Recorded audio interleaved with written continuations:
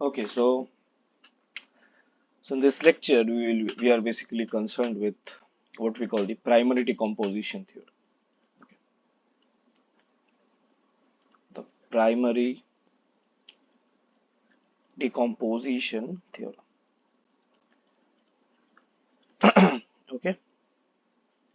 Now, typically the primary decomposition theorem is sort of a generalized concept related to what we call the diagonalizable linear operators. Okay.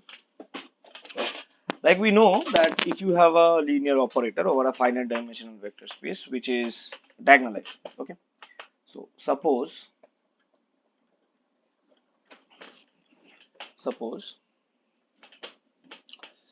V is a finite dimensional vector space over a field F, and T is a linear operator on V which is diagonalizable, which is diagonalizable. Okay, we know that if it is diagonalizable, then merely what we have is that if I consider all the eigenspaces of V, so let C1, C2 till Ck be the distinct eigenvalues of T, and Wi be the eigenspace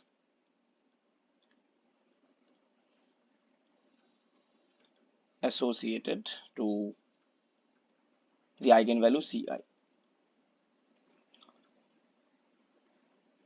Okay, so it's associated to the eigenvalue Ci. Yeah. Then we know that T can be decomposed into the linear operator, sorry, into the subspaces, each of which are these eigenspaces, right? Therefore, V can be decomposed as the direct sum of each of these eigenspaces, right? Till Wk, where each Wi is T invariant as well, right? When we had studied the concepts of T invariant subspaces, we had seen that eigenspaces are T invariant. So this is kind of an invariant direct sum decomposition, right? And this was the lecture topic of the previous lecture. So it's the invariant direct sum decomposition. Okay. Our question is that suppose we have a finite dimensional vector space and a linear operator defined on it, which is suppose not diagonalizable in a way that it might not have sufficient, or it might not have any eigenvalue, right?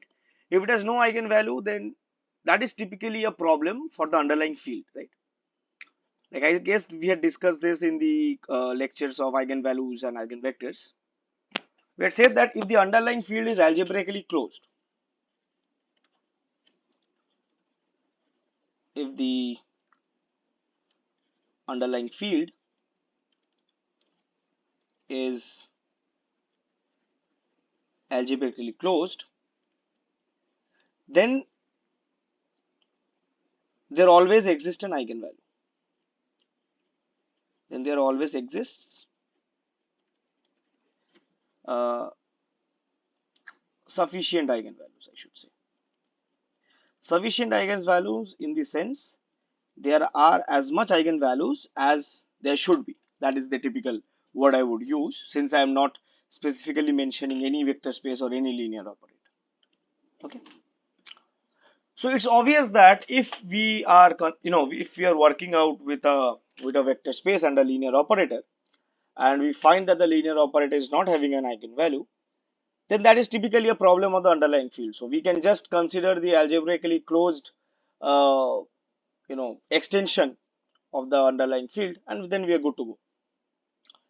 But what if the linear operator does not have sufficient eigenspaces, that we cannot make out a basis of the linear, or sorry, a basis of the vector space out of the eigenspaces we have, right? For example, let's say we have this matrix. One sec. Suppose, yeah. mm, Suppose we have this matrix of a linear transformation, which is 2 0 0 1 2 0 and 0 0 minus 1. So obviously, if it is the matrix of a certain linear transformation, say this is the matrix of a linear transformation T, and T is defined on a vector space V, then it's obvious what is the dimension of the vector space. It's 3, right? Okay. Now, what are the eigenvalues of this linear operator? It's basically 2, 2, and minus 1, right? So therefore, we can say that the characteristic polynomial of A is basically x minus 2 whole squared times x plus 1. Furthermore, the minimal polynomial is also the same. Furthermore, the minimal polynomial of A is also the same. It's x minus 2 whole squared times x plus 1. Rather, if you just consider the nullity of A minus 2i, then that will come out to be 1. But for us to get, to construct a basis out of eigenspaces, we need two basis elements from the eigenspace associated with the eigenvalue 2, because the algebraic multiplicity of the eigenvalue 2 is 2, right? But we are getting that the nullity of the eigenspace associated with the eigenvalue 2 is basically 1. So we can only attain one basis element from the eigenspace associated with the eigenvalue 1. And obviously we will get one basis element from the eigenspace associated with the eigenvalue 2. So basically we are getting only two basis elements to be very precise, one from the eigenspace associated with the eigenvalue 2 and one from that associated with the eigenvalue 1. Therefore, we do not have sufficient number of elements, basis elements I should say, in order to construct an ordered basis for T, and hence T is obviously not diagonalizable. And whatever we have read till now, we have the picture in our mind that if T is not diagonalizable, then kind of we won't be able to decompose T into T invariant direct sums. Because in the previous lecture, we had dealt with a theorem which said that if T is diagonalizable, then we can decompose it into T invariant subspaces, direct sums of T invariant subspaces, and a certain converse of that was also true. So let us first go back to that, because I think I had not proven the converse in the previous lecture. Okay. So let me recall to what I had in the previous lecture. So what I was doing is that suppose T is a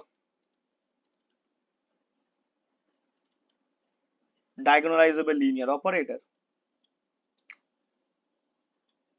on a finite dimensional vector space V over F. Okay. Okay. And suppose we have k distinct eigenvalues of T. Let C1, C2 till Ck be k distinct eigenvalues of T, and Wi be the eigenspace associated with the eigenvalue Ci. Okay.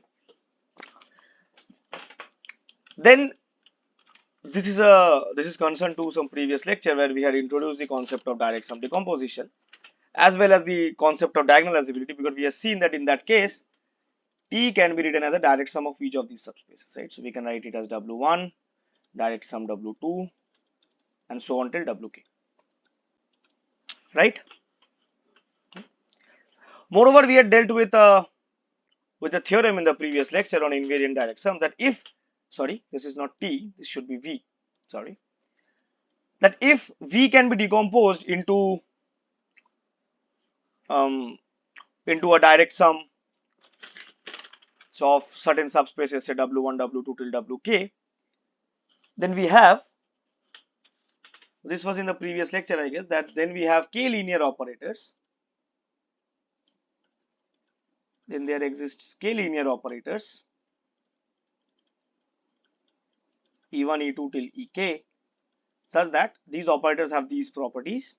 First of all, each Ei is a projection operator. Secondly, Ei Ej is 0 if I is not equal to j. Thirdly, the identity operator can be written as E1 plus E2 till Ek. And number 4, we had the range of Ei should be Wi, right? Okay, I'll give the video related to this in the description box. Okay. Furthermore, while studying each of these projection operators, one thing was pretty observable, that so if V is a direct sum of these subspaces, then any alpha you choose from V, it can be written as alpha 1 plus alpha 2 till alpha k, where each alpha is obviously from Wi. Then Ei of alpha is basically alpha I. This was the behavior of the projection operators. Okay. But we are concerned with something more. Suppose you have this. Now you choose an element alpha from E. Okay, alpha is an element from V. Then alpha is typically alpha 1 plus alpha 2 and so on till alpha k.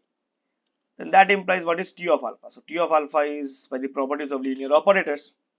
So it's T of alpha 1 plus T of alpha 2 and so on till T of alpha k. But each alpha I comes from the eigenspace associated with the eigenvalue Ci. Therefore, T of alpha 1 must be C1 times alpha 1. T of alpha 2 must be C2 times alpha 2 and so on Ck times alpha k. Right? That's the exact behavior of T alpha. Right? But since we have this behavior that Ei of alpha is equals to alpha I, then we can replace alpha 1 with Ei of alpha, right? So this is merely equal to C1 of E1 alpha, C2 times E2 alpha and so on till Ck times Ek alpha. But what does this mean? This means that T is a decomposition of operators. C1 E1, C2 E2 and so on till Ck Ek. Moreover, you can carefully observe from here that if you consider any integral power of T, then that's equals to C1 to the power R E1 plus C2 to the power R E2 and so on till Ck to the power R Ek, where R is a natural number. But then you can obviously take linear combination of all these powers, right? So that typically means that any polynomial of Gt can be written as G of C1 times E1 plus G of C2 times E2 and so on till G of Ck times Ek, right? Where G is a polynomial. Now since G is an arbitrary polynomial, so we can choose G as we like, right? So suppose I choose G to be the Lagrange interpolate polynomial. That is, I choose Gx to be what we denote as Pjx to be this polynomial. So it's pi product over I not equal to j x minus ci upon cj minus ci. Okay. But then pj of ci is typically delta ij. Okay. But then what is pj of t? So pj of t is summation over pj of ci ei, I ranging from 1 to k, but that is exactly equal to pj of cj times ej. Pj of cj is delta ij, so it's 1, so that basically equals to ej. This concludes that each of these projection operators are polynomials in T. Therefore, each projection operator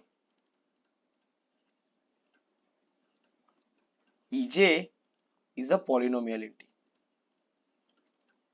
So that typically gives us the fact that therefore T of Ej must be equal to Ej of T for all j. That is, each Ej and T should commute, and that is one sort of an observation which verifies the fact that each Wj is T invariant, because we had seen that in case of a direct sum decomposition where we get these linear operators, then each Wi is T invariant if and only if the linear operator commutes with the projection operators. Okay. Yeah, so these observations can be summarized as a theorem, right? That is where we left in the previous lecture. So we had that let T be a linear operator defined on a finite dimensional vector space V over F if T is diagonalizable,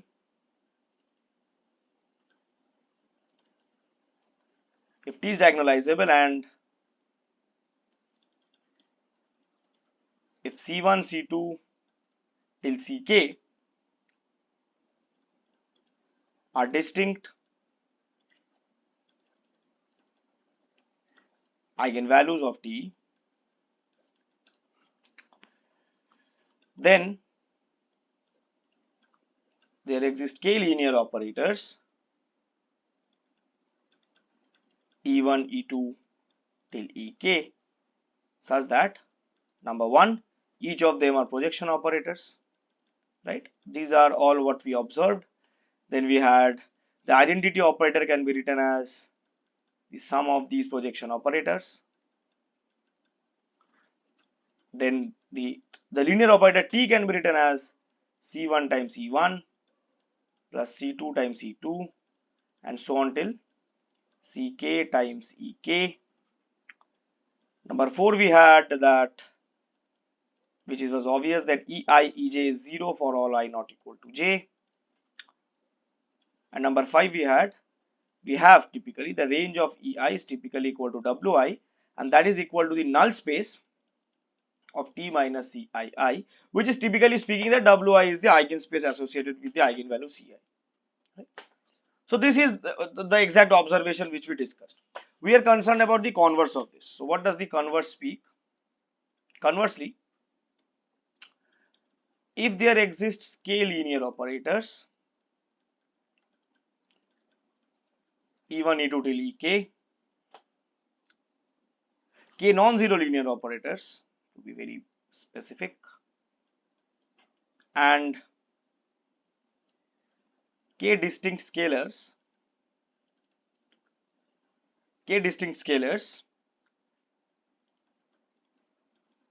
C1, C2 till Ck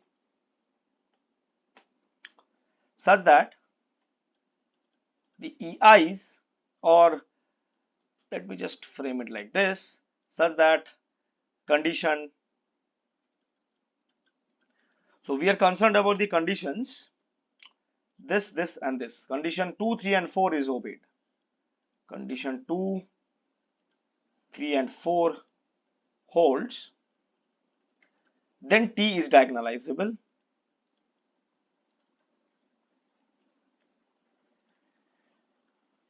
Then T is diagonalizable with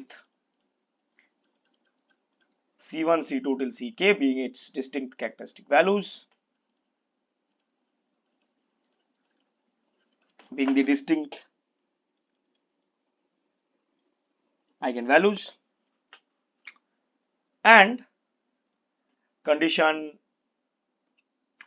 1 and 5 trivially hold. 1 and 5 holds. We are concerned about the proof of this very converse. So let us go through the proof of it.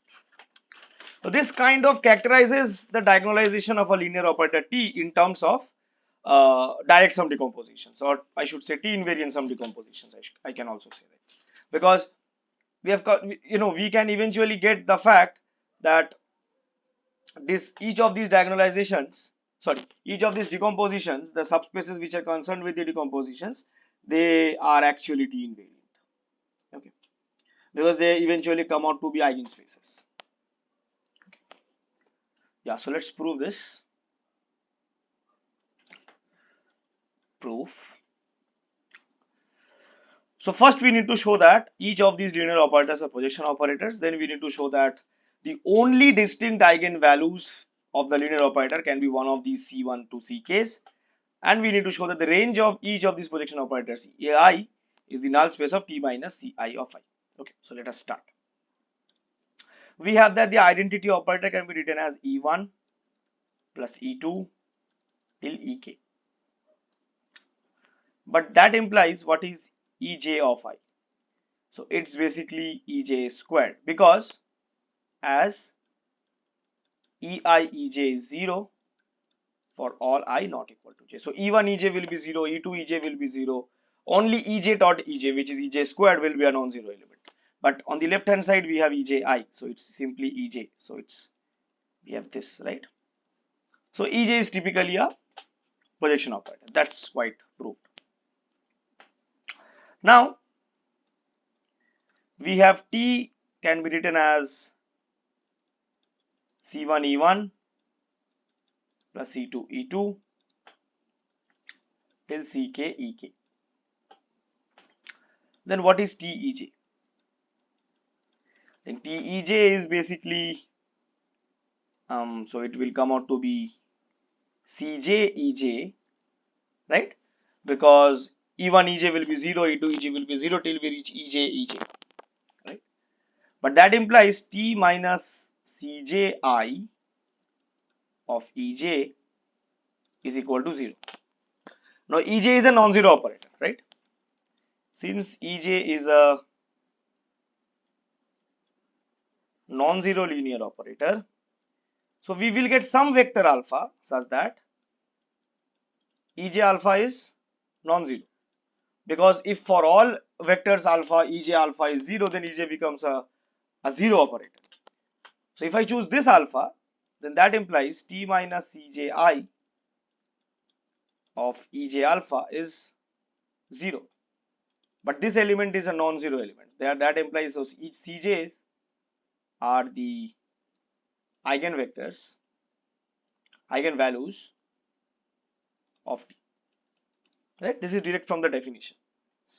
Right? Is it clear? Okay. Now suppose we have some C.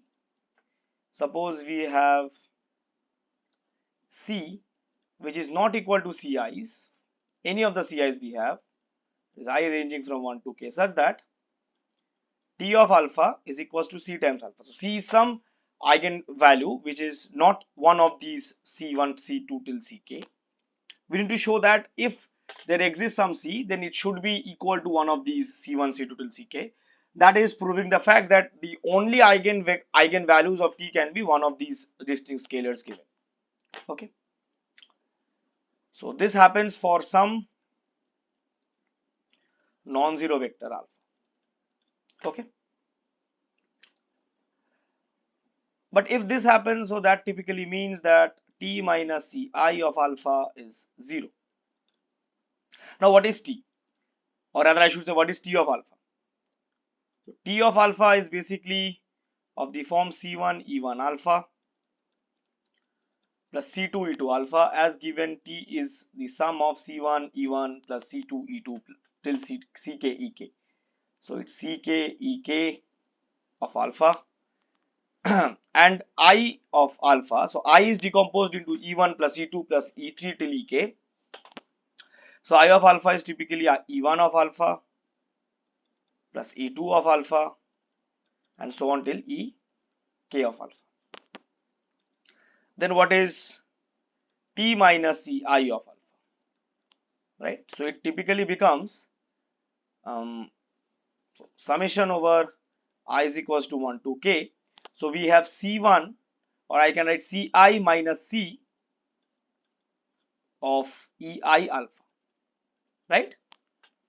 and this must be equal to 0 from here.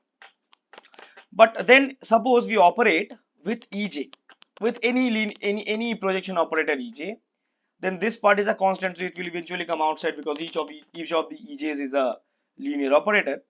Then that implies, and Ej of 0 must be 0, right? Because it's a linear operator. So we have I is equals to 1 to k Ci minus C of Ej Ei alpha is again 0. But we know Ej Ei alpha will exactly be equal to Ej, right? Because it will eventually become Ej squared, because Eij alpha must be 0 for all I not equal to j. So this will somewhere become, so it's become Cj minus C times Ej squared alpha, but Ej squared is equals to Ej since it's a projection operator. So it becomes Ej alpha, and that must be equal to 0. And this must happen for all j equals to 1 to k, because Ej was arbitrarily chosen with an index j. But obviously Ej is alpha is a non-zero element, right? So if alpha is non-zero and we are ranging j over all 1 to k, therefore there must exist some j such that Ej alpha is non-zero, right? Since alpha is non-zero and alpha is of this form, right? So it's of the form E1 alpha plus E2 alpha and so on till Ek alpha, because I is equals to E1 plus E2 till Ek. Therefore, there exists some j from 1 to k such that Ej alpha is non-zero, because if every Ej alpha is 0, then alpha becomes 0 as well. Then what happens for that exact j? Therefore, for this j, Cj minus C must be equal to 0. But that means Cj equal to C. But again, for this j, when we say j was always arbitrary, right? J was always arbitrary. So whenever we face such a situation like this, Cj is some j between 1 to k. So that means this value C, this value C, which we have chosen to be something distinct from each of these C1 to till Ck's, it must eventually be some of some of these elements, some of the elements C1 till Ck, right? So this is the mere proof of this, that the only distinct eigenvalues present for T are C1 till Ck, right? Okay, so the last thing we are left to prove is that the range of each of these EIs is the null space of T minus Cii, right? Cji or Ci or whatever. Let us prove that. Suppose I choose an element from, let's say, from the range of Ej. Let alpha be an element from range of Ej. Okay. We have seen this before, that in case of projection operator, alpha is in the range if and only if Ej of alpha is equals to alpha. So that means Ej of alpha is equals to alpha, right? But if Ej of alpha is equals to alpha, but if Ej of alpha is equals to alpha, then what is T minus Cji of alpha? What was T written as? It was written as summation over Cj Ej. What is I? I is summation over Ej's. So what is T alpha? T of alpha is this. I alpha is this. Then if I have Cj times I alpha, so it's Cj Ej times alpha, right? But Ej of alpha is exactly equal to alpha, right? So this is equals to summation over Cj alpha, right? This is exactly equal to Cj alpha, because Ej alpha is alpha, and this also becomes equal to alpha, Cj alpha. So their subtraction is 0, right? So this becomes 0. So if it becomes 0, then obviously we can say that the range of Ej is contained in the null space of T minus Cji. Is it clear? What about if we choose an element from the null space? Okay. So let alpha be an element from the null space. Then what can we say? Then that implies T minus Cji of alpha is 0, right? Because it's an element from the null space, right? But again, we use the fact how T and I are specifically given. So T is T is basically in the form C1 E1 plus E2 E2 till Ck, and I is of the form E1 plus E2 till Ek.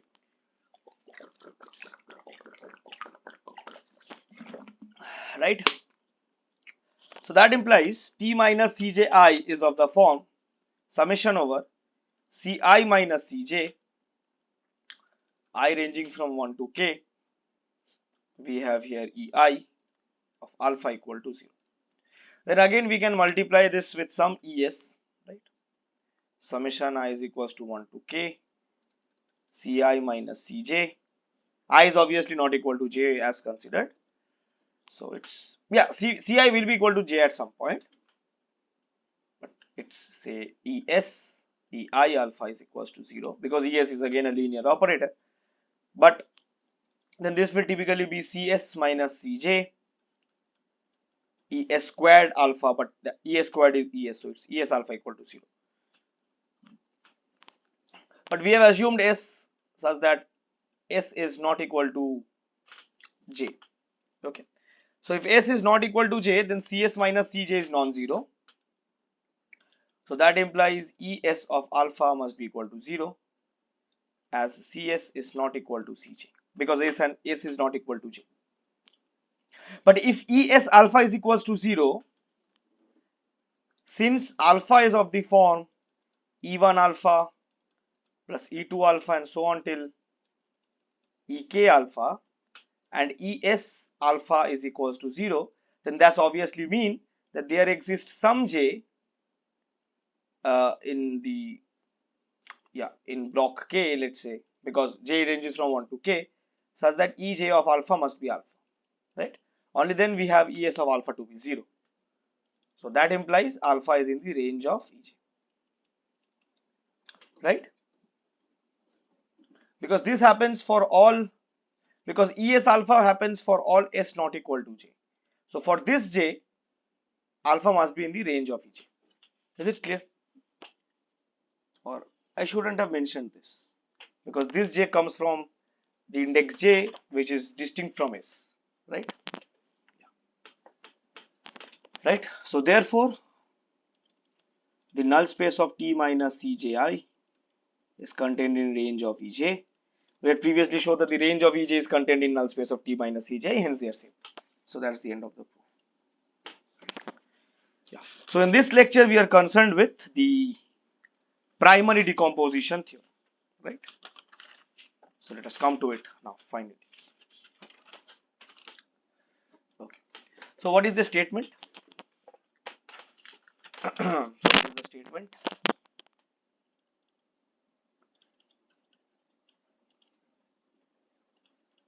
Statement of the primary decomposition theorem. Let T be a linear operator defined on a finite dimensional vector space V of f. Let P be the minimal polynomial of T and P attains a certain form. So P is of the form P1 to the power R1, P2 to the power R2 till Pk to the power Rk, where each of the Pi's, where each Pi is a monic irreducible polynomial over f, and obviously Ri is a positive integer, right? Let W1, W2 till Wk be the null space of P1 to the power R1 of T, P2 to the power R2 of T, and so on till Pk to the power Rk of T, respectively. Then we have the following. Number 1, that V is a direct sum decomposition of each of these W1, Wi's.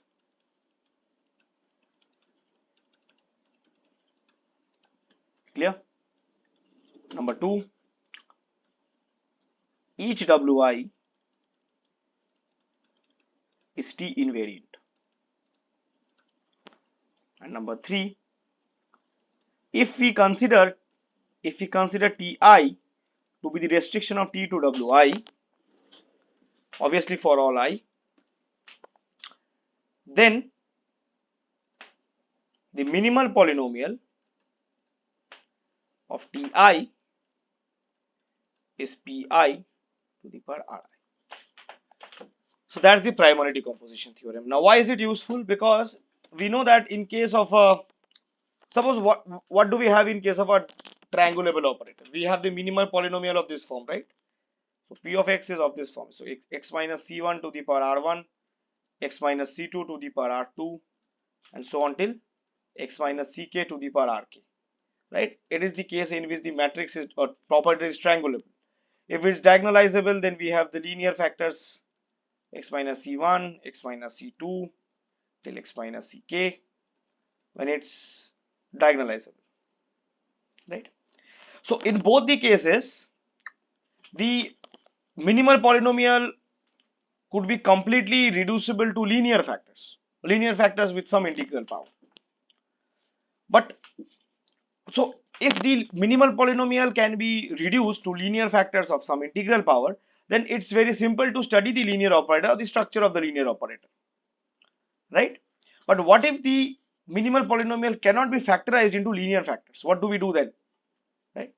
Then whatever we have studied till now under direct sum decomposition, we have studied that this direct sum decomposition is especially done to study the structure of a linear operator, not as a whole, but after it has been restricted to some component of V which induces the direct sum decomposition, because studying the restriction of the linear operator to some component of V under the direct sum decomposition can be made into a very simple structure.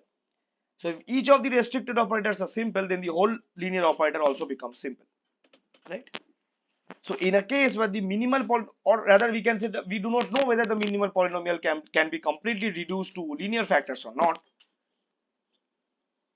So in that case, how do we study the linear operator? So in that case, we use the primary decomposition theorem, because in this case, we assume the minimal polynomial to be some multiples of monic irreducible polynomials. We are not sure whether each of these PI's are linear factors or not, right? So it's actually used in that case, as we were discussing in the start of this lecture, that what we will do if T may not have sufficient eigenvalues. Because if T has sufficient eigenvalues, then T can be obviously decomposed into its eigenspaces, direct sum of its eigenspaces. But if T does not have sufficient eigenvalues, then we can use the primary decomposition theorem to decompose V into direct sums. Is it clear? Okay. So before moving on to the proof of it, let us first discuss a few observations. Okay. So suppose, as I was discussing, suppose we choose each of these PI's to be linear factors. So suppose this is x minus Cn, right? We let D to be C1 E1 plus C2 E2 and so on till Ck Ek. So from the previous theorem, it's obvious that we had seen that T was of this form, right? Where each of the Ck's were the distinct eigenvalues, C1 E1 till Ck Ek. Then obviously D must be a diagonalizable operator, because each EI is gives rise to a diagonal matrix rather. So each D is a diagonalizable operator,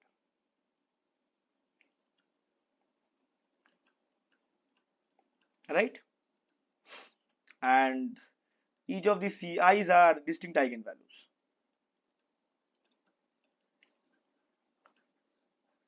Okay. Each EI is a projection operator.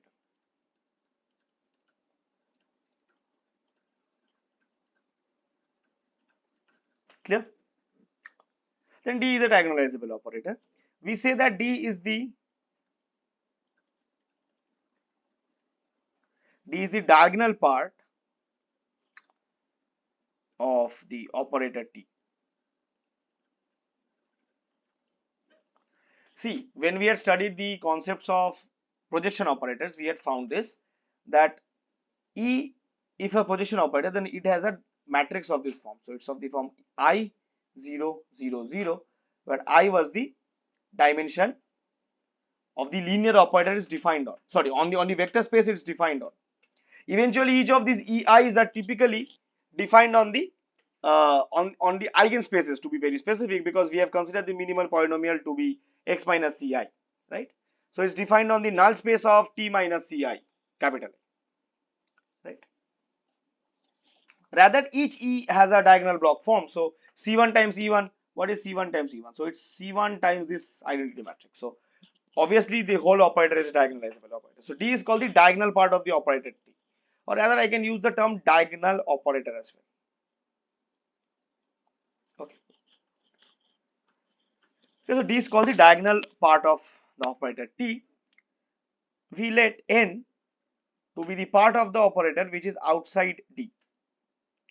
Now T can be written as TE1 plus TE2 till TEK, because the identity operator can be written as E1 plus E2 till EK, and D it can be written as C1 E1 as assumed, CK EK. Then that implies N is of this form, right? So N is of the form T minus C1 I times E1 and so on till T minus CK I till EK. Okay. Okay. But then what is N square? So N square is obviously square of the coefficients.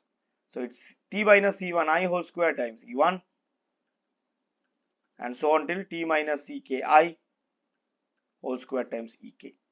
So proceeding inductively, we will get that the integral power of n, so any integral power n to the power r can be written as this form, right? So it's C1I to the power r E1 so until T minus CKI to the power r EK. But what happens if r is greater than ri? Since the minimal polynomial is of the form so it's of the form x minus ci to the power ri, then t minus ci capital I to the power r must be equal to 0 for all r greater than r, right? Right? Because this factor exactly corresponds to this. And so yeah, I guess this is clear, right? Because this is trivial from how minimal polynomial was especially defined. If x minus ci to the power ri is a factor of the minimal polynomial, then what is the algebraic multiplicity of ci? It's exactly equal to ri, right? What is the eigenvalue defined as? It's defined as the root of the characteristic polynomial, right? So the characteristic polynomial is divisible by the minimal polynomial. If the minimal polynomial contains the multiplicity of ci to be ri, then every power of t minus ci capital I with power greater than ri, it must be exactly equal to 0, right? Right? So that typically means n to the power r must be equal to 0 for all r greater than equal to ri. Such operators are called nilpotent operators. Okay. A linear operator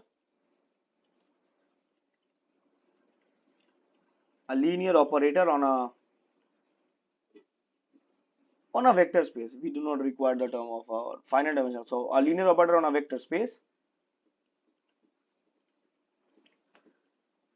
V over F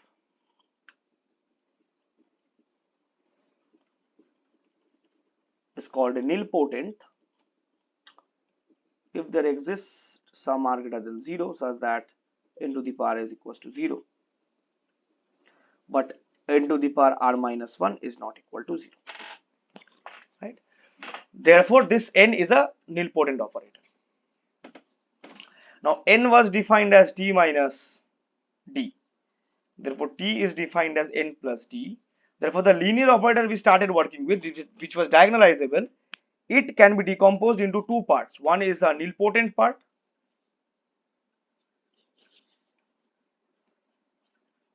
and one is the diagonal part, right? It's clear? Okay.